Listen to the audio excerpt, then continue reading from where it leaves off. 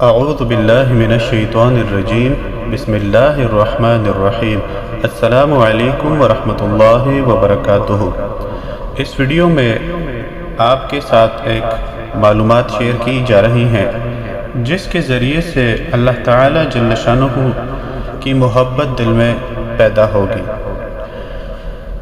سورہ عمران پارہ نمبر 3 آیت نمبر 30 کا ترجمہ ہے کہ اے نبی پاک صلی اللہ علیہ وآلہ وصحبہ وسلم، ان سے کہہ دو کہ جو مجھ سے محبت کرتے ہیں وہ تیرا اتباع کریں، میں ان سے محبت کرنے لگ جاؤں گا، ان کے گناہ معاف کر دوں گا۔ بے شک اللہ تعالی جل شانہ بڑا غفور و رحیم ہے۔ جب اللہ تعالی سے محبت کی بات کی جاتی ہے، اللہ تعالی نے خود ہی کہا ہے، حضور نبی کریم صلی اللہ علیہ وآلہ وصحبہ وسلم کے نقش قدم پر چلنا زیادہ بہتر ہے۔ اس لیے ہمیشہ وہ یہی فرماتا ہے کہ اے ایمان والو، اللہ سے ڈرو۔ ڈر اور محبت ایک جگہ پر اکٹھے نہیں رہ سکتے، یا ڈر رہے گا یا محبت۔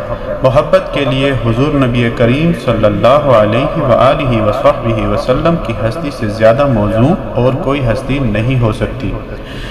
جب کوئی شخص اسم پاک یا قہارو کا ورد کثرت سے کرتا ہے تو حق تعالی اسے حضور نبی کریم صلی اللہ علیہ وآلہ وصحبہ وسلم کی محبت عطا فرماتے ہیں، اس کے دل کو نور معرفت سے بھر دیتے ہیں، اور اسے یہ پتہ چل جاتا ہے کہ اصل میں حضور نبی کریم صلی اللہ علیہ وآلہ وصحبہ وسلم کی محبت ہی اللہ کی محبت ہے۔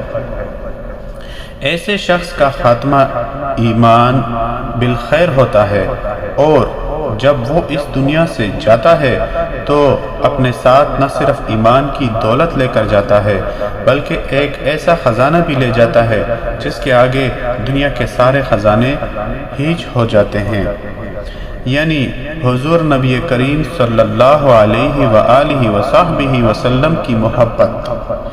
جس کے پاس یہ خزانہ ہوگا، روز محشر آقائے نامدار حضرت سرور کونین احمد مجتبی محمد مصطفیٰ صلی اللہ علیہ وآلہ وصحبہ وسلم اس کی سب سے پہلے شفاعت فرمائیں گے، اور قیامت کا دن جو کہ 70,000 سال پر محیط ہے، اس شخص کے لیے ایسے ہو جائے گا جیسے ظہر اور عصر کا درمیانی وقت۔